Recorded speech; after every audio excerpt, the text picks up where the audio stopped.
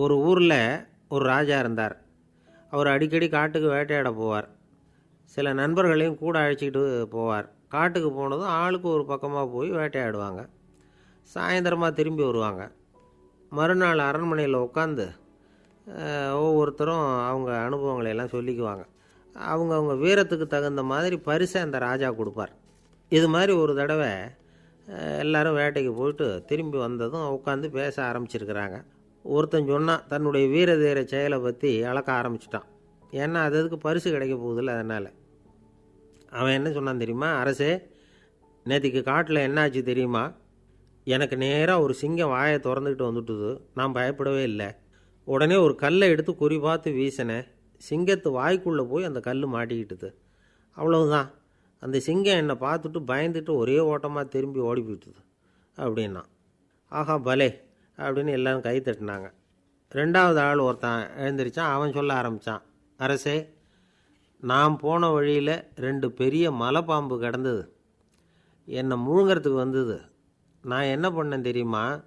அந்த 2 பாம்போட வாலையும் ஒன்றா சேர்த்து முடிச்சு போட்டுட்டேன். அவ்வளவுதான். அது அங்கே இழுக்க இது இங்கே இழுக்க முடிச்சு நல்லா இறுகி போட்டுது அப்படின்றான். ஆஹா அற்புதம்னு சொல்லி எல்லாரும் கை தட்டினாங்களாம். அடுத்தபடியாக மூணாவது ஆள் ஒருத்தன் வந்தான். அவன் சொல்ல ஆரம்பித்தான், மன்னா, நான் போன பாதையில் குறுக்க ஒரு ஆறு. அதில் இறங்கி குளித்தேன். யாரோ காலை பிடிச்சி இழுக்கிறது மாதிரி இருந்தது. திரும்பி பார்த்தா ஒரு பெரிய முதலை. நான் உடனே அப்படியே ஒரு துள்ளல் துள்ளி அது முதுகில் போய் உக்காந்துக்கிட்டேன். அதை அப்படியே கரைக்கு நீந்த வச்சேன். கரைக்கு வந்து சேர்ந்ததும் அப்படியே ஒரே துள்ளி குதித்து கரைக்கு வந்துட்டேன் அப்படின்றான். அவன் தன்னுடைய வீரத்தை அப்படி சொல்லியிருக்கான். அடடா எப்பேற்பட்ட வீரம் அப்படின்னு எல்லாரும் கை தட்டினாங்களாம். நாலாவது ஆள் எழுந்திரிச்சான். மன்னா, நான் போன இடத்துல ஒரு கரடி வந்து என்னை துரத்த ஆரம்பிச்சுட்டுது. நான் ஒரு மலை உச்சிக்கு வந்துட்டேன். அதுக்கப்புறம் ஒரு அடி எடுத்து வச்சாலும் அதில் பாதாளத்தில் விழ வேண்டியது தான். அந்த நேரம் பார்த்து ஒரு பெரிய ராட்சச கழுகு அந்த பக்கமாக பறந்து வந்தது. நான் உடனே அப்படியே உயர எழும்பி அந்த கழுகோட காலை பிடிச்சிக்கிட்டேன். அப்படியே தொங்கிக்கிட்டே வந்தேன். ஒரு நல்ல இடம் வந்ததும் தொப்புன்னு கீழே குதித்து நடந்து வந்துட்டேன்னா. இதுக்கும் எல்லோரும் கை தட்டுறாங்க. கடைசியாக ஒரு ஆள் எழுந்திரிச்சான். அரசே, நான் வந்து போன வழியில் ஒரு பெரிய யானை குறுக்க வந்தது. பயங்கரமாக சத்தம் போட்டுக்கிட்டே வந்தது. நான் பயந்து ஓடலை. உடனே என்ன பண்ணேன் தெரியுமா? அந்த யானையோட வாலை பிடிச்சி தூக்கினேன். தலைக்கு மேலே தூக்கி கரன்னு சுற்றினேன். வேகமாக சுற்றி வீசி எறிஞ்சேன். அவ்வளவுதான். அதே ஸ்பீடில் அந்த யானை மேலே போக ஆரம்பிச்சுட்டுது. இன்னும் கூட அது போய்கிட்டே தான் இருக்குது, கீழே விழவே இல்லைன்னா. இதை கேட்டதும் ராஜாவுக்கு கோபம் வந்துட்டுது. என்னை என்ன முட்டாள்னு நினச்சிக்கிட்டு பேசுகிறியா? யானையை வந்து நீ வாலை பிடிச்சி தூக்குன, அதை நான் நம்பணுமா அப்படின்னார்.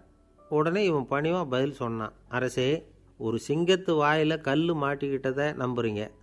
மலைப்பாம்பு வாலை பிடிச்சி முடிச்சு போட்டதை நம்புறீங்க. முதல்ல முதுகில் சவாரி பண்ணதையும் நம்புறீங்க. கழுகு காலை பிடிச்சிக்கிட்டு பறக்கிறதையும் நம்புறீங்க. அப்படி நம்புகிறப்போ நான் சொன்னதை மட்டும் நம்பக்கூடாதா அப்படின்னு கேட்டானான். பொய் சொன்னவங்கெல்லாம் தலையை தொங்க போட்டுக்கிட்டாங்களாம். ராஜா அவங்கள பார்த்து சொன்னாராம், நீங்கள் எல்லாரும் என்னை முட்டாளாக்கியிருக்கிறீங்க. கடைசியாக பேசின இவன் தான் எனக்கு உண்மை எது பொய் எதுங்கிறத புரிய வச்சிருக்கிறான். இவன் தான் உண்மையான தைரியசாலி அப்படின்னு சொல்லி அவனுக்கே பரிசையெல்லாம் கொடுத்து பாராட்டினாராம். இப்படி ஒரு கதை. உண்மையை நிலைநாட்டுகிறவன் தான் உண்மையான வீரன் அப்படிங்கிறத இதிலிருந்து நாம் புரிஞ்சுக்கணும். இந்த காலத்துல எல்லாம் பொய் சொன்னால் தான் பிழைக்க முடியுங்கிறது ஒரு சில பேரோட நம்பிக்கை. ஒரு அப்பாவுக்கு தன் மகனுக்கு பொய் சொல்ல தெரியலையேங்கிற கவலை. பொய் சொன்னால் தான் இந்த உலகத்தில் பிழைக்கலாம், ஆனால் இவனுக்கு அது தெரியலையே, அதனால் இவனை அழைச்சிட்டு போய் நடுக்கடலில் விட்டுட்டு வந்துடுவோம் அப்படின்னு அழைச்சிட்டு புறப்பட்டான். கடற்கரைக்கு போனான். மகனுக்கு சந்தேகம். எங்கேப்பா என்னை அழைச்சிட்டு போகிறேன்னு கேட்டிருக்கான். கடலில் மீன் பிடிக்க கற்றுக் கொடுக்க போகிறேன் உனக்கு அப்படின்னானா. நான் ஏற்கனவே மீன் பிடிச்சிட்டேனேன்னானா இவன் மகன். எங்கே அதுன்னு கேட்டிருக்கான் அப்பங்காரன். சுட்டு சாப்பிட்டுட்டேன்ருக்கான் புள்ள. அப்பங்காரன் பார்த்தான். சரி, நம்ம புள்ள பொழைச்சிக்கும் அப்படின்னு சொல்லி திருப்பி அழைச்சிட்டு வந்துட்டான். நம்மளில் சில பேர் ரொம்ப தைரியமாக இருப்பாங்க. நாம் கூட சொல்கிறது உண்டு, அந்த ஆளுகிட்ட வர்றதுக்கு எமன் கூட பயப்படுவான் அப்படின்னு சொல்கிறது உண்டு. தைரியசாலிகளை நெருங்கிறதுக்கு யமன் பயப்படுவான் அப்படின்னு சொல்கிறது உண்மை தான். அது பொய் இல்லை. மன வலிமை இருக்குது பாருங்கள், அது மனுஷனை காப்பாற்றும். இது வந்து மருத்துவ ரீதியான உண்மை. உடல் கோளாறுகள் மன ஆரோக்கியத்தை பாதிக்கும். மன எழுச்சி, மன போராட்டம் இதெல்லாம் வந்து உடல் இயக்கத்தில் மாறுதலை உண்டாக்குது. சில வகையான நோய்களுக்கும் மனசுக்கும் இருக்கிற சம்பந்தம் என்னங்கிறத பற்றியெல்லாம் இப்போ ஆராய்ச்சி பண்ணுறாங்க.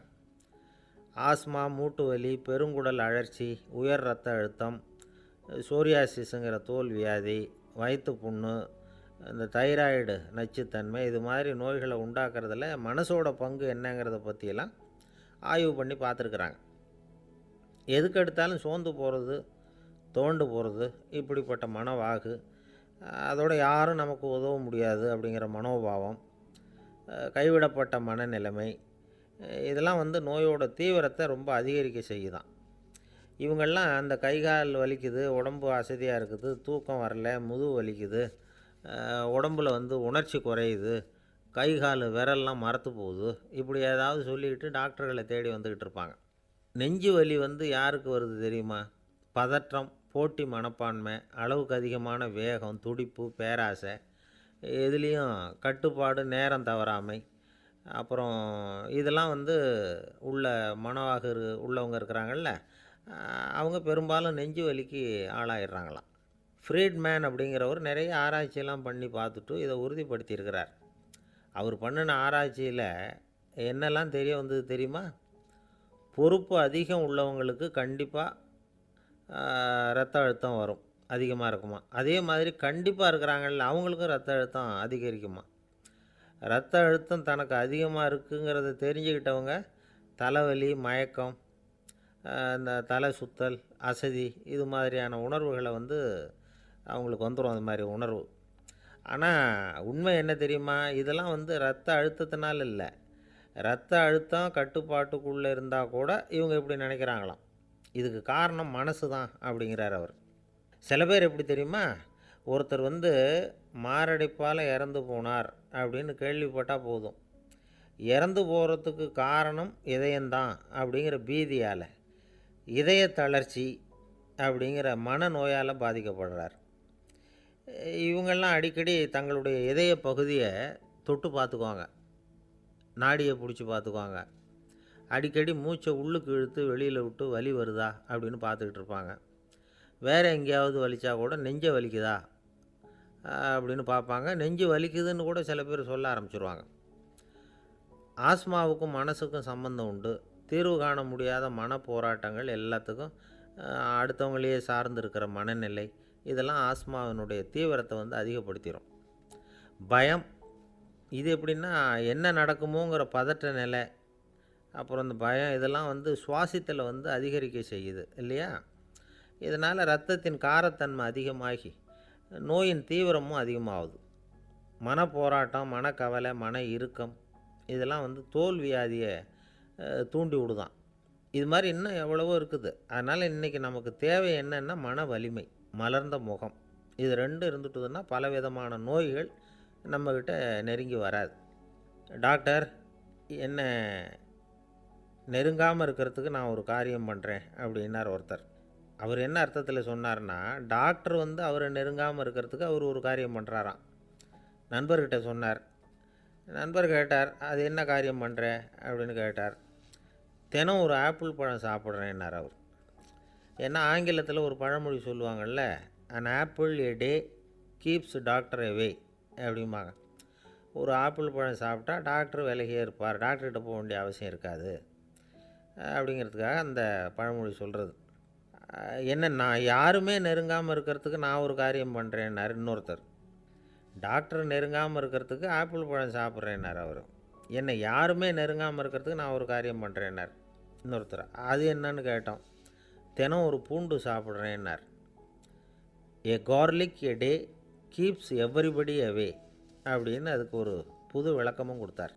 ஒரு ஆள் அசையாமல் கிடக்கிறார், அவர் இருக்காரா போயிட்டாராங்கிறத எப்படி முடிவு பண்ணுறோம்? அவர் மூக்குக்கு முன்னாடி புறங்கையை வச்சு பார்க்குறோம், மூச்சு வருதா இல்லையா அப்படிங்கிறத கண்டுபிடிக்கிறதுக்காக. மூச்சுங்கிறது அவ்வளவு முக்கியமான ஒரு விஷயம். சுவாசம் இல்லைன்னா எதுவுமே இல்லை. நம்ம பூமி இருக்க, அது கூட சுவாசிக்குதுங்கிறத சோவியத் விஞ்ஞானிகள் கண்டுபிடிச்சிருக்கிறாங்க. பூமிக்கு மேலே இருக்கிற மண் அடுக்கில் காற்றில் உள்ள ஆக்சிஜன் ஆக்சிகரணம் அடையுது அப்படின்னு தான் இது வரைக்கும் எல்லோரும் நம்பிக்கிட்டு இருந்தாங்க. ஆனால் இப்போ என்ன கண்டுபிடிச்சிருக்கிறாங்கன்னா, அந்த ஆக்சிஜன் பூமிக்குள்ளே 1 கிலோமீட்டர் ஆழம் வரைக்கும் ஊடுருவி போகுதான். பூமிக்குள்ளே 2 பக்கமும் பல கிலோமீட்டர் வரைக்கும் பரவுதான். பூமிக்குள்ளே இருக்கிற நீர்நிலை அடுக்குகள் தான் நுரையீரல் செய்கிற வேலையை செய்யுதான். நம்ம உடம்புல நுரையீரல் இல்லைன்னா ஒன்றும் நடக்காது. ஒரு மரத்தை தலைகீழாக தொங்க போட்டால் எப்படி இருக்கும்? அப்படி யோசிச்சு பாருங்கள். அப்படி தான் இதுவும் நுரையீரலும் அப்படி தான் இருக்கும்.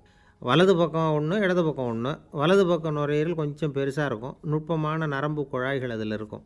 கோடிக்கணக்கான நுண்ணிய குழாய்களை வச்சுக்கிட்டு தான் அது வேலை செய்யுது. 25 கோடி குழாய்கள் இருக்கும்.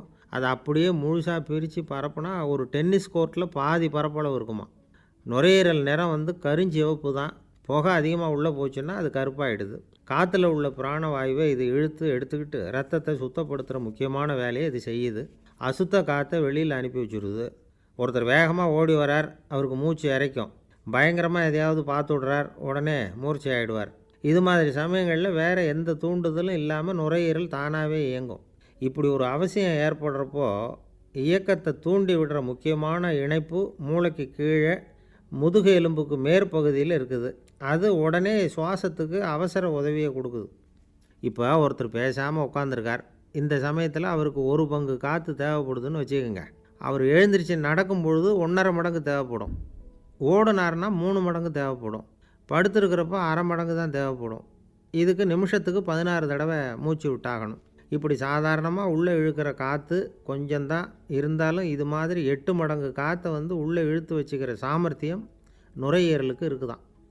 தண்ணி, நுண்கிருமிகள், ரசாயன பொருள் இப்படி எது உள்ளே போனாலும் நுரையீரல் சமாளிச்சுக்கும். 30 வருஷமாக விடாத புகை பிடிக்கிறவர் தொடர்ந்து உள்ளே அனுப்பி வைக்கிற புகையை கூட சமாளிக்குதுன்னா பார்த்துங்களேன். உள்ளே போகிற புகை நுட்பமான சுவாச முடிச்சுகளை அழிச்சு விடுது. கறி புகை அது மேலே படிஞ்சு உபயோகம் இல்லாமல் பண்ணிவிடுது. ஆனாலும் தேவைக்கு அதிகமாக 8 மடங்கு கூடுதலாக சுவாச முடிச்சுகள் நம்ம உடம்புக்குள்ளே இருக்கிறதுனால சமாளிக்க முடியுது. சமாளிக்க முடியலன்னா சில சமயம் மூச்சு திணறும். அதை ஒரு எச்சரிக்கையாக எடுத்துக்கிட்டு புகை பிடிக்கிற பழக்கத்தை விட்டுடணும். அதுதான் நல்லது. ஆனால் அப்படி யார் விடுறது? இணை பிரியாத 2 நண்பர்கள் இருந்தாங்களாம். 2 பேரும் விடாமல் சிகரெட்டு குடிக்கிறவங்க. அதில் ஒருத்தன் செத்து போட்டான். இன்னொருத்தன் அதுக்கப்புறம் 2 சிகரெட்டாக குடிக்க ஆரம்பித்தானான். ஏன் இப்படி பண்ணுறேன்னு கேட்டிருக்காங்க. நான் ஒரு சிகரெட்டு தான் குடிக்கிறேன், செத்து போன என்னுடைய ஃப்ரெண்டு இருக்கானே செத்து போனவன், அவனுக்காக இன்னொரு சிகரெட்டு குடிக்கிறேன் அப்படின்னு நானான். இது ரொம்ப ஆபத்து, விட்டுடு அப்படின்னு சொல்லியிருக்காங்க. சரின்னு ஒத்துக்கிட்டான். ஆனால் அதுக்கப்புறமும் ஒரு சிகரெட் வீதமாக குடிச்சிக்கிட்டே இருந்தான். சிகரெட்டு பழக்கத்தை நீ இன்னும் விடலையான்னு கேட்டாங்களாம். அந்த பழக்கத்தை நான் எப்போவோ விட்டுட்டேன், இப்போ நான் குடிக்கிறது என் ஃப்ரெண்டுக்காக அப்படின்னு நானான். இவங்கெல்லாம் எப்படி திருந்துறது? காசி மாநகரத்தை பிரம்மதத்தன் அப்படிங்கிற ராஜா ஆட்சி பண்ணிட்டு வந்தார். அவர் ஒவ்வொரு வருஷமும் ஒரு திருவிழா நடத்துறது வழக்கம். எல்லா தேசத்திலிருந்தும் எல்லா வகையான ஜனங்களும் அதில் கலந்துக்குவாங்க. ஒரு சமயம் அது மாதிரி விழா நடந்துக்கிட்டு இருந்தது. வைகுண்டத்திலேருந்து தேவலோகத்திலேருந்து நிறைய தேவகுமாரர்கள்லாம் காசி நகருக்கு அப்போது வந்திருந்தாங்க. அதில் முக்கியமாக ஒரு 4 தேவகுமாரர்கள். அந்த 4 பேரையும் சுற்றி ஏகப்பட்ட கூட்டம். அப்படி என்ன விசேஷம் அவங்கக்கிட்ட அப்படின்னா, மற்றவங்கள விட அவங்க முகம் அழகாக இருந்ததா அப்படி பார்த்தா அப்படியும் இல்லை. அவங்க அணிஞ்சிருந்த மலர் மாலைகள் தான் அதுக்கு காரணமாக. அந்த மலர்கள்லேருந்து அப்படி ஒரு அபூர்வமான நறுமணம். இதுக்கு முன்னாடி இப்படி ஒரு நறுமணத்தை அந்த ஊர் ஜனங்க அனுபவிச்சதே இல்லை. அதுதான் அந்த 4 பேரையும் சுற்றி கூட்டம். எல்லோரும் கேள்வி கேட்க ஆரம்பித்தாங்க. உடனே அந்த 4 தேவகுமாரர்களும் எல்லாருக்கும் தெரியும்படியாக வானத்தில் எழும்பி கொஞ்சம் உயரமாக நின்றுக்கிட்டாங்க.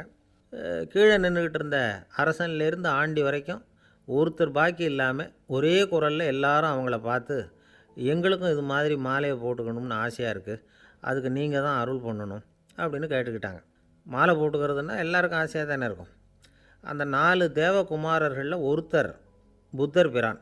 அவர் சொன்னார், பூலோகவாசிகளே, நான் சொல்கிறத கொஞ்சம் பொறுமையாக கேளுங்க. கக்காரு அப்படிங்கிற கற்பக விருட்சத்தின் மலர்களால் தொடுக்கப்பட்டது இந்த மாலை. இதுக்கு நிறைய சக்தி உண்டு. எந்த காலமும் இது வாடாது, வாசனையும் குறையாது. ஆனால் இதை அணிந்து கொள்கிறதுக்கு சில தகுதிகள் தேவை அப்படின்னார். என்ன தகுதி அது சொல்லுங்களேன் அப்படின்னு ஏக காலத்தில் எல்லாரும் சத்தம் போட்டாங்க. தீய இயல்புகள் உள்ளவங்க, இழிந்த சிந்தனை, இழிந்த செயல் உள்ளவங்க இந்த மாலையை அணிய முடியாது அப்படின்னார். அவ்வளோதான். கூட்டத்தில் சத்தம் போட்டவங்கள்லாம் மெதுவாக அப்படி அடங்க ஆரம்பிச்சிட்டாங்க.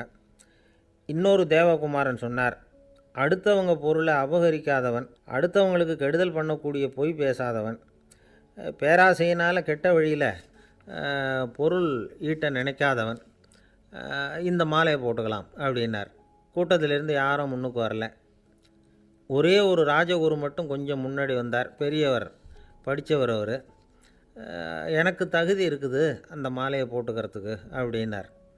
வேறு ஒன்றும் இல்லை, பொய் சொல்லியாவது அந்த மாலையை வாங்கிக்குவோமே அப்படின்னு முடிவு பண்ணிட்டார் அவர். அவ்வளோதான், மாலையை வாங்கிட்டார். அடுத்த தேவகுமாரன் பேசினார்.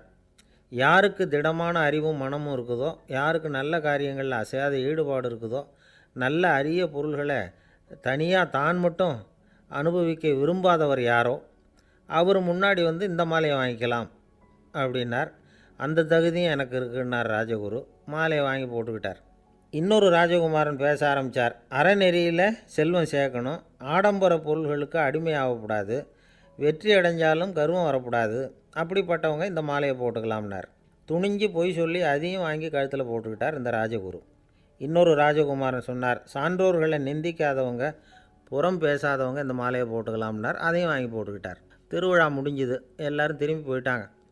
மறுநாள் ராஜகுரு 4 மாலைகளையும் போட்டுக்கிட்டு ராஜசபைக்கு வரார். வந்தவர் ரொம்ப அவஸ்தையோடு வர்றார். மாலையெல்லாம் வாடி போயிட்டுது, வாசனை எதுவும் கிடையாது. அது மட்டும் இல்லை, அவருக்கு கடுமையான தலைவலி வேறு வந்துட்டுது. துடிச்சு போயிட்டார். மாலையை கழட்டவும் முடியல. ஜனங்கள்லாம் அவரை பார்த்து சிரிக்க ஆரம்பிச்சிட்டாங்க.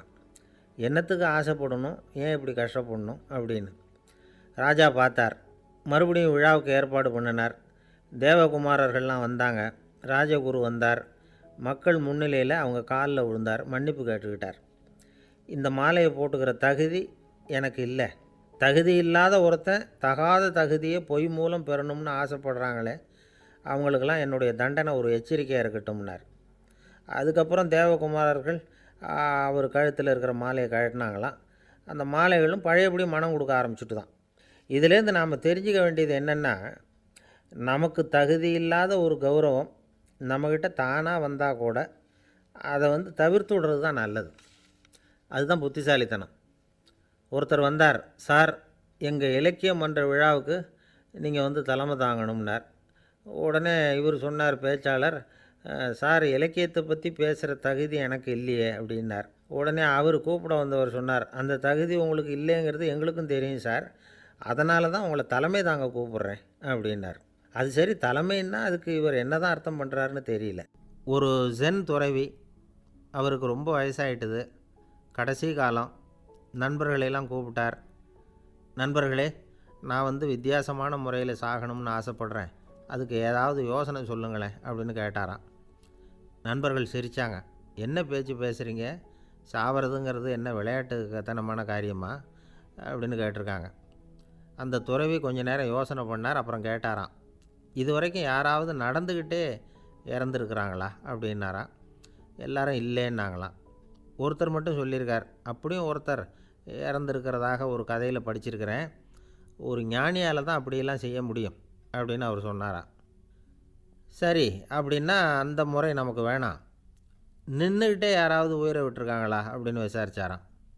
அப்படியும் ஒருத்தர் இறந்துருக்கிறார் அப்படின்னாங்களாம். மறுபடியும் அந்த துறவி யோசனை பண்ணியிருக்கிறார். ஏதாவது வித்தியாசமான முறையில் நாம் வந்து போகணும் அப்படிங்கிறது அவருடைய விருப்பம். மனிதன் எப்படி வாழ்கிறானோ அப்படி இறப்பது தான் நல்லது. சரி, யாராவது தலைகீழாக வந்து யோகம் செய்யும் நிலையில் இறந்துருக்கிறாங்களா அப்படின்னு விசாரித்தாராம். நண்பர்கள் சிரித்தாங்க. தலைகீழாக நின்னபடி இறந்ததாக நாங்கள் கேள்விப்பட்டதே இல்லை, அது முடியாத காரியம் அப்படின்ட்டுருக்காங்க. இப்போ அந்த துறவிக்கு திடீர்னு உற்சாகம் வந்துட்டுது. உடனே எழுந்திரிச்சார், தலைகீழாக நின்னார், அப்படியே உயிரை விட்டுட்டார். அவ்வளோதான். அந்த மடாலயத்தில் ஒரே குழப்பம். எப்படி அவரை கீழே இறக்கி படுக்க வைக்கிறது அப்படின்னு புரியல. இப்படி உயிர் விடுறதை பற்றி அவங்க இது வரைக்கும் கேள்விப்பட்டதும் இல்லை. உண்மையிலேயே வந்து இவர் வந்து இறந்து தான் போனாராங்கிறதும் தெரியல. சோதித்து பார்த்தாங்க. இதய துடிப்பு, நாடி துடிப்பு எல்லாம் நின்று போயிருந்தது. இவர் எப்பவும் இப்படி தான், என்ன பண்ணுறது இப்போது அப்படின்னு சொல்லி எல்லோரும் குழம்பிக்கிட்டு இருக்கிற சமயத்தில் ஒரு பெரிய ஒரு யோசனை சொன்னார். இந்த துறவியோட மூத்த சகோதரி பக்கத்து மடாலயத்தில் இருக்கிறாங்க, அவங்கள இங்கே அழைச்சிட்டு வந்தால் ஏதாவது வழி கிடைக்கும் அப்படின்னார். அந்த அம்மாவுக்கு 90 வயசு. அழைச்சிட்டு வந்தாங்க. ஒரு குச்சியை ஊன்றிக்கிட்டு அப்படியே மெதுவாக நடந்து வந்தாங்க. வந்து, தம்பி, தலைகீழாக நின்று உயிர் விட்டு இறக்கிறத பார்த்தாங்க. தம்பின்னு கூப்பிட்டு பார்த்தாங்க, ஒன்றும் காணோம். உடனே என்ன பண்ணாங்க, தன்னுடைய கைத்தடியால் தம்பியோட உடலை ஒரு தட்டு தட்டினாங்க. ஏப்பா, சாகிறப்பவும் உன்னுடைய குறும்புத்தனத்தை விடலையா, இப்படியாடா சாகிறது, ஒழுங்காக செத்து தொலை அப்படின்னாங்களாம். அவ்வளவுதான். உடனே அந்த துறவி திரும்பி நேராக நின்னார். அக்கா கோவப்படாத, நான் ஒழுங்காக சாகிறேன், எப்படி செத்தா என்ன, எல்லாம் எனக்கு ஒன்று தான் அப்படின்னு சொல்லிவிட்டு அப்படியே தரையில் படுத்து உயிரை விட்டாராம். அதுக்கப்புறம் அந்த அம்மா கோலை கையில் எடுத்துக்கிட்டு அப்படியே திரும்பி கூட பார்க்காம அவங்க பாட்டுக்கு போயிட்டாங்களாம். மரணத்தை ஒரு விளையாட்டாக ஆக்கிய அந்த துறவிக்கு வாழ்க்கையே ஒரு விளையாட்டாக தான் இருந்திருக்குது. எந்த நோக்கமும் இல்லாமல் செயல்படுறதுன்னா என்னங்கிறதும் அவருக்கு தெரிஞ்சிருக்குது. பயனை எதிர்பார்க்காம பணி செய்து வாழ்ந்து மறைந்த மகான் அவர். தம்முடைய தொழிலை விளையாட்டு போல் செய்ய தெரிஞ்சவருக்கு வாழ்க்கையே ஒரு விளையாட்டாக மாறிடும். எல்லாமே விளையாட்டாகி விடுகிற போது மரணமும் விளையாட்டாகிவிடும் அப்படிங்கிறது தான் அந்த தத்துவம்.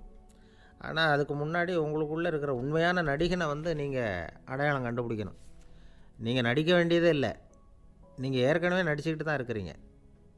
நீங்கள் இந்த உண்மையை தெரிஞ்சுக்கணும், அவ்வளவுதான். இதுதான் ஞானிகளுடைய கருத்து. நீங்கள் தெருவில் நடந்து போயிட்டுருக்கிறீங்க, எதிரில் வர்றவர் உங்களை பார்த்து எப்படி இருக்கிறீங்கன்னு கேட்குறார். நல்லா இருக்கிறேங்கிறீங்க. உண்மையிலேயே நாம் நல்லா இருக்க மாட்டோம், ஏதாவது உடம்புல கோளாறு இருக்கும். ஆனால் அப்படி சொல்லுவோம், நல்லா இருக்கிறேன் அப்படின்னு. அது நடிப்பு தானே. உங்களை சந்தித்ததில் ரொம்ப மகிழ்ச்சி அப்படின்னு சொல்கிறோம். உடனே கொஞ்சம் நிதானமாக யோசித்து பாருங்கள், உண்மையிலேயே உங்கள் மனசு மகிழ்ச்சி அடைஞ்சுட்டுதா? அது நடிப்பு தானே. வாழ்க்கையை சரியாக புரிஞ்சுக்கிட்டால் எல்லாமே நடிப்புங்கிறது புரியும். கல்யாண பத்திரிக்கை அனுப்பியிருந்தேனே, ஏன்டா வரலன்னு கேட்டான் ஒருத்தன். வந்திருந்தேனே அப்படின்னானா இவன். டேய், ஏன்டா போய் சொல்கிற, நான் பத்திரிக்கையே உனக்கு அனுப்பலையே அப்படின்ட்டுருக்கான் அவன். அதுக்கு இவன் சொன்னானா, பத்திரிக்கை அனுப்புனேன்னு நீ போய் சொல்கிறப்போ கல்யாணத்துக்கு வந்தேன்னு நான் போய் சொல்லக்கூடாதா அப்படின்னானா. ஒரே ஒரு ஊரில் ஒரு ராஜா இருந்தார். அவர் பேரில் மக்களுக்கு ரொம்ப மரியாதை. அவ்வளவு நல்லா ஆட்சி புரிஞ்சிக்கிட்டு வந்தார். அவருக்கு வயசாகிட்டுது.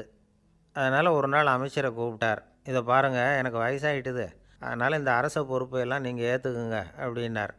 அதுக்கப்புறம் ராணியை கூப்பிட்டார். வா, நாம் இனிமேல் இங்கே இருக்க வேணாம், காட்டுக்கு போய் தவம் பண்ணலாம் அப்படின்னு கூப்பிட்டார். இந்த செய்தி மக்களுக்கு அறிவிக்கப்பட்டது. மக்கள் உடனே கூட்டம் கூட்டமாக அரண்மனைக்கு வர ஆரம்பிச்சிட்டாங்க. மன்னரை போய் பார்க்குறாங்க. அரசே, தாங்கள் எங்களுக்கு தந்தை மாதிரி. நீங்கள் காட்டுக்கு போயிட்டால் நாங்கள்லாம் இங்கே எப்படி இருக்க முடியும்? எங்களுக்கெல்லாம் எந்த துன்பமும் இல்லாமல் பார்த்துக்கிட்டு வர்றீங்க. இது மாதிரியான ஒரு அரசாட்சி இல்லைன்னா மக்கள் வாழ்ந்து என்ன பயன் அப்படின்னாங்க. இருந்தாலும் என்ன பண்ணுறது, வயசாயிட்ட காரணத்தினால இந்த முடிவுக்கு வர வேண்டியிருக்குது அப்படின்னாரா ராஜா. அப்படின்னா நீங்கள் காட்டுக்கு போக வேணாம், நாங்கள் போகிறோம். நாங்கள் அங்கே போய் தவம் பண்ணுறோம், வழிபாடு பண்ணுறோம். கடவுள் வருவார், அவர்கிட்ட வரம் வாங்கிட்டு வந்துடுறோம் அப்படின்னாங்களாம். அப்படி சொல்லிவிட்டு உடனே எல்லோரும் காட்டுக்கு போனாங்க. நாட்டு மக்கள் எல்லாரும் ஒட்டு மொத்தமாக காட்டில் உட்காந்துக்கிட்டு தவம் பண்ணுறதை பார்த்தார் கடவுள். உடனே புறப்பட்டு வந்தார். எல்லோரும் இப்படி உட்காந்துருக்குறீங்களே, என்ன வேணும் உங்களுக்கு அப்படின்னு கேட்டார். உடனே மக்கள் எல்லாரும் ஒரு குரலில் சொன்னாங்க, சுவாமி, எங்கள் மன்னன் ரொம்ப நாளைக்கு நல்லபடியாக இருக்கணும். அவர் மகிழ்ச்சியாகவும் உடல் நலத்தோடும் இருந்தால் தான் நாங்கள் அமைதியாக வாழ முடியும் அப்படின்னாங்க. சரி, அதுக்கு என்ன செய்யணும் அப்படின்னார் ஆண்டவன். எங்கள் மன்னருக்கு இன்னும் ஒரு 100 வருஷம் ஆயுளை கொடுங்க அப்படின்னாங்க. அவ்வளவு தானே, சரி அப்படியே ஆகட்டும் அப்படின்னு சொல்லிவிட்டு ஆண்டவன் போயிட்டார். மக்கள் மகிழ்ச்சியோடு திரும்பி வந்தாங்க. மன்னா, கடவுள் வரம் கொடுத்துட்டார், நீங்கள் 100 வருஷம் வாழ போகிறீங்க அப்படின்னாங்க. இதை கேட்டதும் ராணி ராஜாவை வணங்கி, நான் தவம் செய்ய போகிறேன் அப்படின்னு புறப்பட்டாங்க. உடனே மக்கள் என்ன நினச்சாங்க தெரியுமா? ஐயோ, நாம் ராஜாவுக்கு மட்டும்தானே நீண்ட ஆயுள் வேணும்னு வரம் வாங்கினோம், ராணிக்கு வாங்கலையே, அதுதான் கோபத்தில் புறப்பட்டாங்க போல இருக்குது அப்படின்னு நினச்சி வருத்தப்பட்டாங்க. ஆனால் ராணி நினச்சது அது இல்லை. ராணி போய் தவம் பண்ணாங்க, கடவுள் காட்சி கொடுத்தார். இவங்க கேட்குறாங்க, சுவாமி, ராஜாவுக்கு மட்டும் 100 வருஷம் ஆயுள்னு வரம் கொடுத்துட்டீங்க, அப்படின்னா குடிமக்களும் 100 வருஷம் இருக்கணும். இப்படிப்பட்ட குடிமக்கள் இல்லைன்னா அப்படிப்பட்ட அரசன் இருந்து என்ன பிரயோஜனம் அப்படின்னாங்களாம். ஆண்டவன் பார்த்தார். சரி, அவங்களும் 100 வருஷம் வாழ்வாங்க, அது மட்டும் இல்லை, நீயும் 100 ஆண்டு காலம் வாழ வரமளிக்கிறேன் அப்படின்னு சொல்லிவிட்டு மறைஞ்சிட்டார். இதில் ஆண்டவன் வர்றதும் மறையிறதும் முக்கியம் இல்லை. இதில் கவனிக்க வேண்டியது ஆள்கிறவனின் விசால மனம், குடிமக்களின் விசால மனம், ஆள்கிறவன் மனைவியினுடைய விசால மனம். இப்படி ஒரு நாடு இருந்துட்டுதுன்னா எப்படி இருக்கும் வாழ்க்கை நினச்சி பாருங்கள். அதனால தான் பெரியவங்கள்லாம் சொல்கிறாங்க, இதய வாசல் திறந்தே இருக்கணும், இதயத்தின் கதவுகளை மூடாதீங்க அப்படின்னு சொல்லுவாங்க. என்கிட்ட ஒருத்தர் சொன்னார், என்னுடைய இதய வாசல் எப்பவும் திறந்தே தான் இருக்குதுன்னார். எதனால் அப்படி சொல்கிறீங்க அப்படின்னு கேட்டோம். டாக்டரே சொல்லிவிட்டார், என்னுடைய இதயத்தில் ஒரு ஓட்டை இருக்குது அப்படின்னு, வால்வு சரியில்லையா அப்படிங்கிறார். இந்த உலகத்தில் நாம் நல்லபடியாக இருக்கணும்னா அதுக்கு முக்கியமாக தேவைப்படுறது ரெண்டு. ஒன்று செல்வம், இன்னொன்று அறிவு. சரி, இது ரெண்டில் சிறந்தது எது அப்படின்னு ஒரு கேள்வி கேட்டால் என்ன பதில் சொல்கிறது? இதே கேள்வியை ஹஸ்ரத் அலி அவர்கள்கிட்ட கேட்டாங்களாம். அவர் ஒரு பெரிய அறிஞர். கேள்வி கேட்டவங்களும் சாதாரண ஆட்கள் இல்லை, இவங்களும் அறிஞர்கள். ஒரு நாள் ஹஸ்ரத் அலி அவர்கள்கிட்ட 10 அறிஞர்கள் வந்தாங்களாம். ஐயா, நாங்கள் 10 பேரும் உங்ககிட்ட ஒரே கேள்வியை தான் கேட்க வந்திருக்கிறோம், ஆனால் எங்கள் 10 பேருக்கும் நீங்கள் தனித்தனியாக பதில் சொல்ல முடியுமா அப்படின்னு கேட்டிருக்காங்க. அதாவது அவங்க ஒரே கேள்விக்கு இவர்கிட்ட இருந்து 10 விதமான பதில் எதிர்பார்க்குறாங்க. சரி கேளுங்க, என்ன கேள்வி அப்படின்னார் அவர். அப்போ தான் அவங்க கேட்டாங்களாம், செல்வம் அறிவு இது ரெண்டில் சிறந்தது எது? இதுதான் கேள்வி. ஹஸ்ரத் அலி என்ன பண்ணார் தெரியுமா? அவங்கள ஒவ்வொருத்தராக கூப்பிட்டார், ஒவ்வொரு விதமான பதிலை சொல்லி அனுப்புனார். முதல்ல ஒருத்தரை கூப்பிட்டார், சொன்னார், அறிவுங்கிறது தீர்க்கதரிசிகள், ஞானிகள், மகான்கள் இவங்களோட பரம்பரை சொத்து. ஆனால் செல்வங்கிறது கொடுங்கோலரின் ஆயுதம், அதனால் அறிவு தான் சிறந்தது அப்படின்னார். ரெண்டாவது ஆளை கூப்பிட்டார், உங்ககிட்ட செல்வம் இருந்தால் நீங்கள் தான் அதை காப்பாற்றணும், ஆனால் அறிவு உங்களை எப்பவும் காப்பாற்றும், ஆகவே அறிவு தான் சிறந்தது அப்படின்னார். மூணாவது ஆளை கூப்பிட்டார், செல்வந்தனுக்கு எப்போதும் விரோதிகள் அதிகம், ஆனால் அறிஞனுக்கு நண்பர்கள் அதிகம், அதனால் அறிவு தான் சிறந்ததுன்னார். அடுத்தவரை கூப்பிட்டார், செல்வம் அடுத்தவங்களுக்கு கொடுக்க கொடுக்க குறையும், ஆனால் கல்விங்கிறது அதிகரிச்சுக்கிட்டே வரும், கொடுக்கறதுனால குறையாது, அதனால் அறிவு தான் சிறந்ததுன்னார். இன்னொருத்தரை கூப்பிட்டார், அறிவுள்ளவன் எப்பவும் அதை அடுத்தவங்களுக்கு வாரி வழங்கிக்கிட்டே இருப்பான், அதனால் அவங்ககிட்ட தாராளத்தன்மை இருக்கும், ஆனால் செல்வந்தன்கிட்ட கஞ்சத்தனம் தான் இருக்கும், அதனால் அறிவு தான் சிறந்ததுன்னார். ஆறாவது நபரை கூப்பிட்டார், செல்வத்தை கள்வர்கள் திருடிட்டு போக முடியும், ஆனால் அறிவை அப்படி திருடிட்டு போக முடியாது அப்படின்னார். ஏழாவது நபரை கூப்பிட்டார், செல்வம் கால ஓட்டத்தில் அழிஞ்சிரும், ஆனால் அறிவை கால ஓட்டம் ஒன்றும் பண்ண முடியாது, ஆகவே அறிவே சிறந்ததுன்னார். எட்டாவது ஆளை கூப்பிட்டு சொன்னார், செல்வத்துக்கு எப்பவும் எல்லை உண்டு, நிறை உண்டு, அளவு உண்டு, கணக்கு உண்டு, ஆனால் அறிவுக்கு அப்படிப்பட்ட எல்லை எதுவும் கிடையாது, அதனால் அதுதான் சிறந்ததுன்னார். அடுத்தவனை கூப்பிட்டார், செல்வம் உள்ளத்தில் உள்ள ஒளியை போக்கிவிடும், இருட்டை உண்டாக்கிவிடும், விரிந்த மனப்பான்மையை குறுகலாக்கிவிடும், ஆனால் அறிவு அப்படி இல்லை, இருண்ட உள்ளத்தில் ஒளியை பாய்ச்சி அதை விசாலப்படுத்துது, அதுதான் சிறந்ததுன்னார். கடைசியாக 10வது நபரை கூப்பிட்டார், செல்வம் மனசில் செருக்கை உண்டாக்குது, ஆணவத்தை ஏற்படுத்துது, அதனால் நானே கடவுள்னு நினைக்கிற அளவுக்கு மனுஷனை தாழ்த்தி விடுது, ஆனால் அறிவு பணிவையும் பண்பாட்டையும் வளர்க்குது, அதனால் அறிவு தான் சிறந்ததுன்னார். ஆக இப்படி 10 பேருக்கும் 10 விதமாக பதில் சொன்னது மூலமாக ஹஸ்ரத் அலி அவர்கள் அறிவு தான் செல்வத்தை விட சிறந்தது அப்படிங்கிறதுக்கு 10 காரணங்களை சுட்டி காட்டியிருக்கார். அந்த அறிஞர் 10 பேர் கேட்ட ஒரே கேள்விக்கு 10 பதில் சொன்னார். நமக்கு வேண்டிய ஒருத்தர் 10 பேர் கேட்ட கேள்விக்கு ஒரே பதில் சொல்லி சமாளித்தார். கேள்வி என்ன தெரியுமா?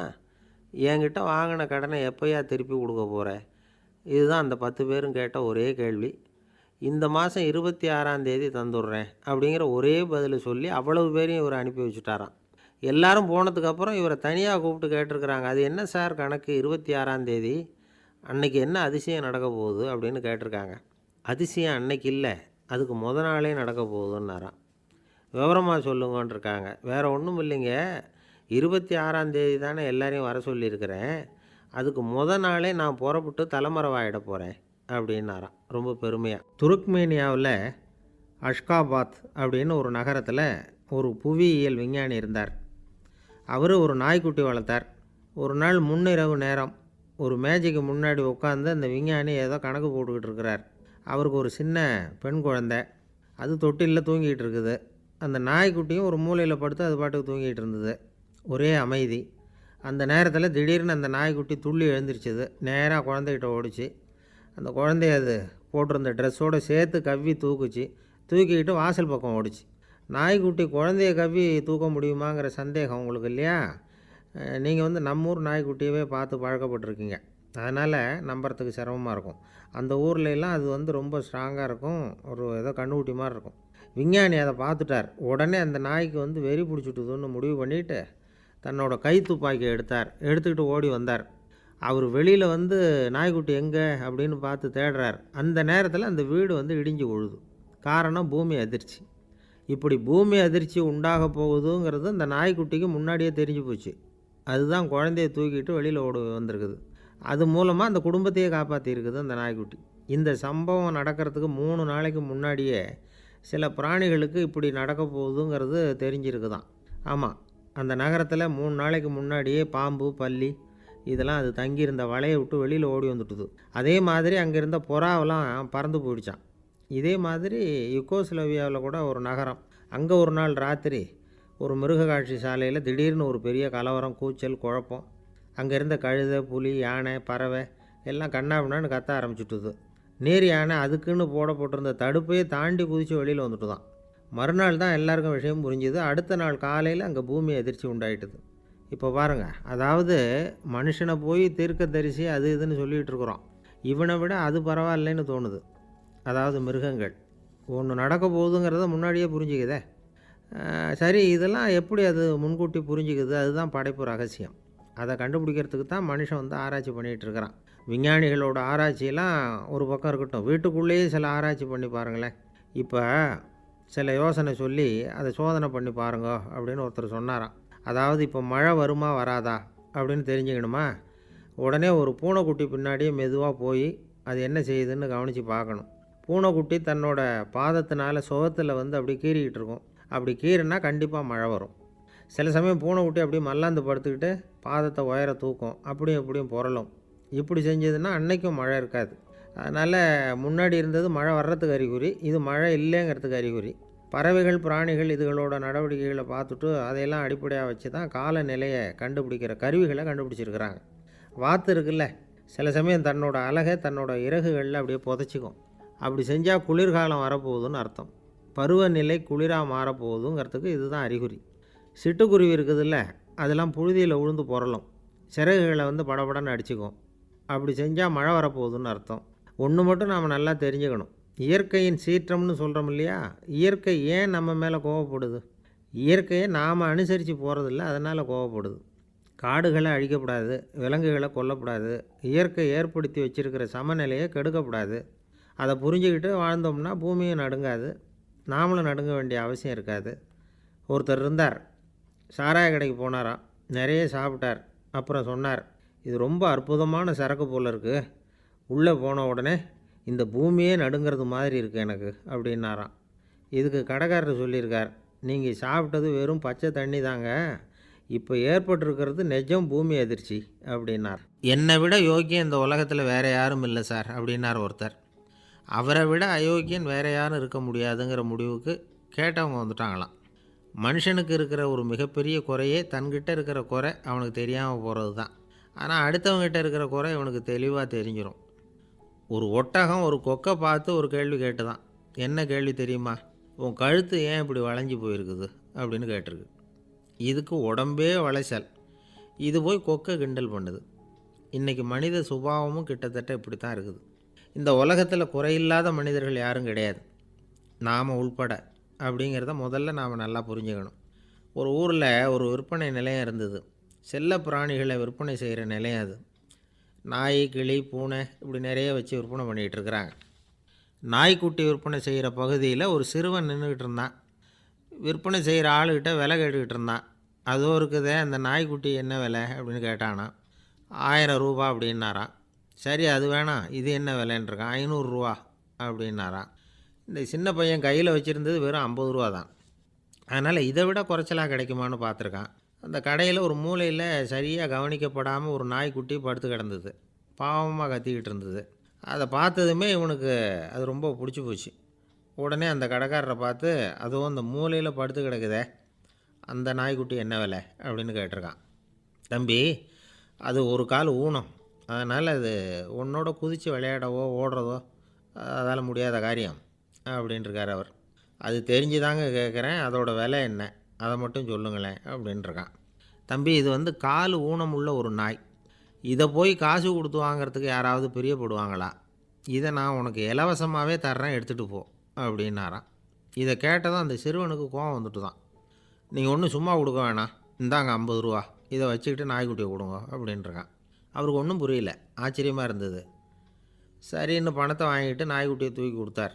அந்த சிறுவன் அந்த நாய்க்குட்டியை 2 கையாலையும் வாங்கினா, மார்போடு பிரியமாக சேர்த்து அணைச்சிக்கிட்டான். தெருவில் இறங்கி நடக்கிறான். அப்படி நடக்கும்பொழுது தான் பார்க்குறார், கடைக்காரர் வந்து ஆச்சரியமாக அவனை பார்க்குறார். அப்போ தான் அவருக்கு ஒரு விஷயம் புரியுது. அந்த சிறுவன் தெருவில் நாய்க்குட்டியை மார்போடு அணைச்சிக்கிட்டு விந்தி விந்தி நடந்து போய்கிட்டு இருக்கிறான். ஆமாம், அவனுக்கும் ஒரு கால் ஊனம். இந்த நாய்க்குட்டியை யாருமே வாங்க மாட்டாங்கன்னு நினச்சிக்கிட்டு இருந்தார். குறையுள்ள அதுக்கும் ஒரு எஜமானன் கிடச்சிட்டான். அதனால் ஊனம் ஒரு குறை இல்லை அப்படிங்கிற உண்மையை அந்த கடைக்காரர் புரிஞ்சுக்கிட்டாராம். நம்மால் ஒருத்தர் கொஞ்சம் வயசானவர், எழுந்திரிச்சு சரியாக நடக்க முடியாது, சாய்வு நாற்காலியிலேயே எப்பவும் உட்காந்துருப்பார். அவர் தனக்கு துணையாக ஒரு நாயை பக்கத்தில் வச்சுருந்தார். அதுவும் ரொம்ப வயசான ஒரு நாய், எழுந்திரிக்கவே சிரமப்படும், நடக்கவும் முடியாது. அவர் பக்கத்துலேயே இதுவும் சோர்ந்து போய் படுத்து கிடக்கும். அந்த பெரியவரை பார்க்க வந்த ஒருத்தர் கேட்டார், ஏங்க, ஒரு சின்ன பையனை உங்களுக்கு துணையாக வச்சுக்கப்படாதா? இந்த நாயை உங்களுக்கு பாதுகாப்பாக வச்சுருக்கிறீங்களே, உங்களுக்கு ஒரு ஆபத்துன்னா இது எப்படி உங்களுக்கு உதவ முடியும் அப்படின்னார். அப்போ அவர் சொன்னாராம், எனக்கு ஒரு ஆபத்துன்னா அந்த சமயத்தில் இந்த நாய் என்னை தனியாக விட்டுட்டு ஓடி போயிடாமல் இருக்கணும்ல, அதுக்காக தான் இதை நான் வச்சுருக்கிறேன் அப்படின்னாராம். ஒரு ஊரில் ஒரு ராஜா இருந்தார். அந்த ராஜாவுக்கு ஒரு மந்திரி. ராஜா ரொம்ப நியாயமானவர், நேர்மையானவர், கண்டிப்பானவர். தப்பு செய்கிறது யாராக இருந்தாலும் தண்டனை கொடுப்பார். வேண்டியவங்களுக்கு ஒரு நியாயம், வேண்டாதவங்களுக்கு ஒரு நியாயங்கிறதெல்லாம் அவர்கிட்ட கிடையாது. ஒரு சமயம் அரசவையில் அந்த அமைச்சரே வந்து விதிமுறைகளுக்கு புறம்பாக ஏதோ நடந்துக்கிட்டு இருக்கார். மன்னருக்கு கோபம் வந்துட்டுது. உடனே அந்த அமைச்சரை கிட்டத்தில் கூப்பிட்டு அவர் கன்னத்தில் ஓங்கி ஒரு அறை கொடுத்துட்டாராம். உடனே அந்த அமைச்சர் என்ன பண்ணார் தெரியுமா? நேராக போனார். அங்கே நின்றுக்கிட்டு இருந்த இன்னொருத்தர் கன்னத்தில் ஓங்கி அரைஞ்சார். அறை வாங்கினவர் திகைச்சு போயிட்டார். இவர் ஏன் நம்மளை வந்து அரைகிறார் அப்படின்னு யோசனை பண்ணார். மன்னரும் திகைச்சு போயிட்டார். நாம் இவரை அரைஞ்சா அதுக்காக இவர் போய் இன்னொருத்தரை அரையணுமா அப்படின்னு யோசனை பண்ணார். இவருக்கு என்ன பைத்தியமானு கூட நினைக்க ஆரம்பிச்சுட்டார். ஆனால் என்ன ஆச்சுன்னா, அப்புறம் அமைச்சர் அவர் கவனிச்சிக்கிட்டு இருந்தாரா, அவர் இன்னொருத்தரை அரைஞ்சார் இல்லையா, அந்த அறை வாங்கின ஆசாமியை பார்த்து கத்திக்கிட்டு இருந்தார். யார்? அமைச்சர். ஏன்பா என்கிட்ட அறையை வாங்கிக்கிட்டு இப்படி விவரம் இல்லாமல் நின்றுக்கிட்டு இருக்கிறியே, நான் உனக்கு கொடுத்ததை நீ வேறு யாருக்கிட்டையாவது கொடுத்துரு அப்படின்னார். உடனே அந்த ஆள் பார்த்தான், தனக்கு அடுத்தபடியாக நின்றுக்கிட்டு இருந்தவனை ஓங்கி ஒரு அறை அரைஞ்சான். அவன் கன்னத்தை தடவிட்டே யோசனை பண்ணான். இது ஏதோ புரிஞ்சுக்கிட்ட மாதிரி அடுத்தாப்பில் நின்றுக்கிட்டு இருந்தவனை அரைஞ்சான். இப்படி இந்த அறை வந்து மாறி மாறி போய்கிட்டே இருக்குது. ஊர் பூரா பிரயாணம் பண்ண ஆரம்பிச்சுட்டுது. அன்றைக்கி ராத்திரி அந்த ராஜா படுக்கிறதுக்காக போனார். அந்த நேரம் பார்த்து அவர் கன்னத்தில் பலார்னு ஒரு அறை விழுந்தது. நம்மளே அரையிறது யார் அப்படின்னு அதிர்ச்சியோட மன்னர் திரும்பி பார்க்குறாரு. அரைஞ்சது அவரோட மனைவி. என்னாச்சு உனக்குன்னு கத்துனார் ராஜா. உங்களுக்கு தெரியாதா, ஊர் பூரா ஒருத்தர் மாற்றி ஒருத்தர் மூலமாக இந்த அறை வந்து பிரயாணம் பண்ணிக்கிட்டு வருது அப்படின்னாங்க அந்த அம்மா. அப்படின்னா ஆரம்பித்த இடத்துக்கே வந்துட்டுதா அப்படின்னாராம் மன்னர். என்ன சொல்கிறீங்கன்னு கேட்டிருக்காங்க. இவர் விவரத்தை சொன்னாராம். அப்படின்னா நீங்கள் ஆரம்பித்து வச்ச இந்த விளையாட்டை நான் முடிச்சு வச்சுட்டேன் அப்படின்னாங்களாம் அந்த அம்மா. மறுநாள் காலை மறுபடியும் அரசவை கூடிச்சு அந்த அமைச்சர் மன்னரை பார்த்து கேட்டார், என்ன மகாராஜா, என்கிட்ட கொடுத்ததை திருப்பி வாங்கிட்டீங்களா அப்படின்னாராம். இப்படி நடக்கும்னு நான் எதிர்பார்க்கவே இல்லைன்னார் மன்னர். ஆனால் நான் எதிர்பார்த்தேன். அது எங்கே போயிட போகுது, ஊர் பூரா சுற்றி கடைசியில் உங்ககிட்ட தான் வந்து சேரும் அப்படிங்கிறது எனக்கு தெரியும் அப்படின்னாராம் அமைச்சர். இந்த கதை வந்து வேடிக்கையாக இருந்தால் கூட இதில் உள்ள கருத்து முக்கியமானது. இந்த உலகத்தில் பல கருத்துக்கள் இப்படி தான் மாறி மாறி சுற்றி வந்துக்கிட்டே இருக்குது. நம்மால் ஒருத்தன் தன்னுடைய நண்பன் ஒருத்தனை கடத்தெருவில் பார்த்தான். உடனே ஓடி போய் பலார்னு ஒரு அறை கொடுத்தானா. அவன் கன்னத்தை தடவிட்டு ஏன்டா என்ன அரைஞ்சேன்னு கேட்டிருக்கான். நீ ஏன்டா என்னை முட்டாள்னு என் மனைவிட்ட போய் சொன்னேன் அப்படின்ட்டுருக்கான் அவன். உன்னை ஒரு முட்டாள்னு சொன்னதுக்காகவா நீ என்ன அரைஞ்ச அப்படின்னு கேட்டிருக்கான் இவன். டேய், நான் அதுக்காக அறையலப்பா, அது ஒரு பெரிய ரகசியம் நான் முட்டாளுங்கிறது. அந்த ரகசியத்தை நீ வந்து ஏன் எங்கள் வீட்டில் போய் சொன்னேன், அதுக்காக தான் அரைஞ்சேன் அப்படின்னு நானா. அளவுக்கு மிஞ்சினால் அமிர்தமும் நஞ்சு அப்படின்னு சொல்லுவாங்க. அது உண்மைதான். ஒருத்தருக்கு அளவுக்கு மீறிய புகழ் வந்துட்டுதுன்னு வச்சுங்க, அது கூட ஆபத்தாக போயிடுறது உண்டு. பழங்காலத்துல எல்லாம் கிரேக்க தேசத்தில் ஒரு பழக்கம் உண்டாம். அதாவது யாராவது ஒருத்தரை நாடு கடத்தணும்னா அதுக்கு ஒரு வழி உண்டு. அதாவது ஒருத்தரை நாடு கடத்தணும்னு மக்கள் விரும்புகிறாங்கன்னு வச்சுங்களேன், அவர் பேரை ஒரு மண்பாண்ட ஓட்டுச்சில்லில் எழுதி அதை வந்து ஒரு குறிப்பிட்ட பொது இடத்துல போட்டுற வேண்டியது, அவ்வளவுதான். இது மாதிரி பல பேர் போட்டுக்கிட்டே இருப்பாங்க. எல்லாம் அப்படியே குவிஞ்சு போயிடும். அந்த ஓட்டாஞ்சில்லு குவியலில் யாருடைய பேர் அதிகமாக இருக்குதோ அந்த நபரை ஒரு 10 ஆண்டுகள் நாடு கடத்தி விடுவாங்க. இது அந்த ஊர் வழக்கமாக. ஒரு நாள் அந்த குவியலுக்கு பக்கத்தில் ஒரு ஆள் நின்றுக்கிட்டு இருக்கிறான். அவன் கையில் ஒரு ஓட்டாஞ்சில்லு வச்சுருக்கிறான். அதில் யாரோட பேரையோ எழுதணும், எழுதி அந்த இடத்துல போடணுங்கிறது அவன் ஆசை. ஆனால் அவன் படிக்காதவன், அதனால் எழுத தெரியல. யாராவது அந்த வழியாக வர்றாங்களான்னு பார்த்துக்கிட்டே நின்றுக்கிட்டு இருந்தான். ஒரு பெரியவர் வந்துக்கிட்டு இருந்தார். அவர்கிட்ட ஓடினான். கையில் இருந்த மண்பாண்ட சில்லை கொடுத்தான். ஐயா, இதில் ஒரு பேர் எழுதி கொடுங்களேன்னா. அந்த பெரியவர் அதை வாங்கி கையில் வச்சுக்கிட்டு, என்ன பேர் எழுதணும் சொல்லு அப்படின்னா. இவன் சொன்னான், அரிஸ்டைடிஸ் அப்படின்னு எழுதுங்க அப்படின்னா. இதை கேட்டதும் அந்த பெரியவருக்கு அதிர்ச்சி. ஏன்னா அவர் தான் அரிஸ்டைடிஸ், தத்துவ மேதை அரிஸ்டைடிஸ் அவர். இருந்தாலும் நான் தான் அதுங்கிறத காட்டிக்காமல் அந்த ஆளுக்கிட்ட கேட்டார். அது சரிப்பா, அரிஸ்டைடிஸுங்கிற பேரை எழுத சொல்கிற, அவர் உனக்கு என்ன கெடுதல் பண்ணார்? அவர் பேரை இதில் எழுத சொல்கிறியே அப்படின்னு கேட்டிருக்கார். அதுக்கு இவன் சொன்னானா, அவர் எனக்கு எந்த கெடுதலும் பண்ணலை, அவரை நான் பார்த்தது கூட இல்லை அப்படின்ட்டுருக்கான். அப்புறம் எதுக்காக அவரை நாடு கடத்தணும்னு நீ ஆசைப்படுற அப்படின்னு கேட்டிருக்கார். இப்போ அந்த ஆள் சொல்கிறான், அரிஸ்டைடஸை பற்றி எல்லாரும் பேசுகிறாங்க, அவர் ரொம்ப நல்லவர், அவர் ஒரு பெரிய அறிவாளிங்கிறாங்க, அவர் ஒரு பெரிய வள்ளல், பேரறிஞர், இப்படி எல்லாரும் சொல்கிறத கேட்டு கேட்டு எனக்கு ரொம்ப அலுத்து போயிட்டுது, அதனால தான் வெறுப்பாயிட்டேன் அப்படின்னு நானும். இதிலேருந்து என்ன தெரியுது? நாம் நல்லவனாக இருக்கிறதுல ஒன்றும் இடைஞ்சல் இல்லை. ஆனால் நம்மளை நல்லவன் எல்லாரும் சொல்ல ஆரம்பிச்சிட்டாங்கன்னு வச்சுக்கோங்க, அப்போ இடைஞ்சல் ஆரம்பம்னு அர்த்தம். எதுவுமே அளவுக்கு மிஞ்சி போகாமல் பார்த்துக்க வேண்டியது ரொம்ப அவசியம். அளவுக்கு அதிகமாக ஆசைப்படாதவங்களில் ஆப்ரஹாம் லிங்கனும் ஒருத்தரான். அவர் ஒரு தடவை தன்னுடைய நண்பர்கள்கிட்ட பேசிக்கிட்டு இருந்தாராம். ஒருத்தர் கேட்டிருக்கார், ஒரு மனுஷனுக்கு கால்கள் எவ்வளோ உயரம் இருக்கணும் அப்படின்னு கேட்டாராம். இதுக்கு ஆப்ரஹாம் லிங்கன் சொன்னாராம், அது என்ன, இடுப்புலேருந்து தரையை தொடுற அளவுக்கு உயரம் இருந்தால் போதும் அப்படின்னாராம். ஒரு பெரிய பியானோ கலைஞர் வியன்னாவில் இருந்தார். ரொம்ப புகழ்பெற்ற இசைக்கலைஞர் அவர். இங்கிலாந்து மகாராணி விக்டோரியா அவருடைய சங்கீதத்தை கேட்கணும்னு ஆசைப்பட்டாங்க. அவரை அரண்மனைக்கு கூப்பிட்டாங்களாம். பியானோ வாசிக்க சொல்லி கேட்டாங்களாம். இவரும் ரொம்ப பிரமாதமாக வாய்ச்சி காட்டியிருக்கார். உடனே பாராட்டி பரிசுகள்லாம் கொடுத்து அனுப்புனாங்களாம். அந்த இசையை கேட்குறதுல அரசிக்கு ரொம்பவும் ஆர்வம் உண்டு. அதனால் அதுக்கப்புறமும் அந்த கலைஞர் அடிக்கடி அரண்மனைக்கு வர வேண்டிய அவசியம் ஏற்பட்டது. ஏன்னா அரசி கூப்பிட ஆரம்பித்தாங்க. இவர் போகணும், அங்கே இசை நிகழ்ச்சி நடத்தணும். இவர் அங்கே பாடி வாசிக்கிறது உண்டு. ஒரு தடவை மகாராணி அவரை பார்த்து, உங்கள் நாட்டு தேசிய கீதம் பாடுங்களேன் அப்படின்னு கேட்டாங்களாம். உடனே அவர் தன்னுடைய நாடான ஆஸ்திரியாவின் தேசிய கீதத்தை பாடியிருக்கிறார். அவர் பாட ஆரம்பித்த உடனே மகாராணி எழுந்திரிச்சு நின்னாங்களாம். அதுக்கு மரியாதை செலுத்துகிற நோக்கத்தோடு பாட்டு முடிகிற வரைக்கும் அப்படியே நின்றுக்கிட்டு இருந்தாங்களாம். இதுதான் அந்த அரசியினுடைய பெருந்தன்மை. அதாவது நாட்டுப்பற்றுங்கிறது அந்த அளவுக்கு அப்படி இருக்கணும். இப்படி ஒரு அரசியே நம்ம நாட்டு தேசிய கீதத்துக்கு எழுந்திரிச்சு நின்று மரியாதை செலுத்துகிறாங்க அப்படிங்கிறத புரிஞ்சிக்கும் பொழுது அந்த முதிய கலைஞரின் மகிழ்ச்சிக்கு அளவே இல்லையாம். அதுக்கப்புறம் அந்த பியானோ கலைஞர் ஒரு நாள் தன்னுடைய நண்பர் ஒருத்தர்கிட்ட பேசிக்கிட்டு இருந்தாராம். அப்போ சொன்னாராம், மகாராணியார் எனக்கு எவ்வளவோ பரிசுகள்லாம் கொடுத்துருக்குறாங்க. ஒரு தடவை எனக்கு வைரக்கல் பதித்த அணி ஒன்றை கூட பரிசாக கொடுத்தாங்க. ஆனால் அதை விட உயர்ந்த விலை மதிக்க முடியாத அணி என்ன தெரியுமா? நான் என்னுடைய நாட்டு தேசிய கீதத்தை நான் பாடுறப்போ அவங்க எழுந்திரிச்சு நின்று மரியாதை செலுத்தினாங்களே, அதுதான் எனக்கு கிடைச்ச மிகப்பெரிய பரிசு அப்படின்னாராம். எனக்கு தெரிஞ்ச சங்கீத வித்வான் ஒருத்தர் இருக்கார். சமீபத்தில் ஒரு நாள் அவரை பார்த்தேன். எப்படி போயிட்டுருக்கு உங்கள் தொழில் அப்படின்னு கேட்டேன். ரொம்பவும் வித்தியாசமாக போயிட்டுருக்குங்க அப்படின்னார். என்ன சொல்கிறீங்க அப்படின்னேன். முன்னாடியெல்லாம் நான் பாடினா எதிரில் இருக்கிறவங்க தான் எழுந்திரிச்சு போயிட்டு இருந்தாங்க. இப்போ எப்படின்னா நான் பாட ஆரம்பிச்சுட்டா உடனே பக்கவாத்தியக்காரனே எழுந்திரிச்சு போயிடுறான் அப்படின்னார் ரொம்ப வேதனையோட.